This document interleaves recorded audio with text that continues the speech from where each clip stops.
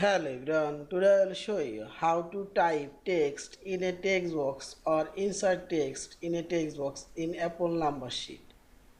Open your Apple number sheet and here you will find this text box icon. First I will do a text box, click here and see this text box already inserted and increase and double click on this text box. Now type your text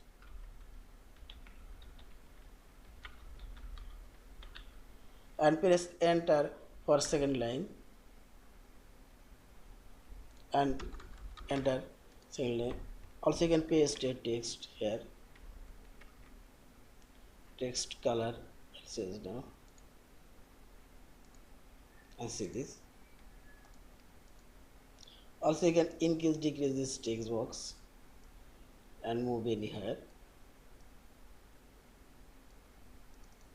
Now you can edit this text, you can add text and see this again. Click this text box and text box already inserted and double click here and press enter for increase the text box and wide you can increase this way and see this. Yeah, this is. Thank you for watching. Please subscribe, like, share and comments.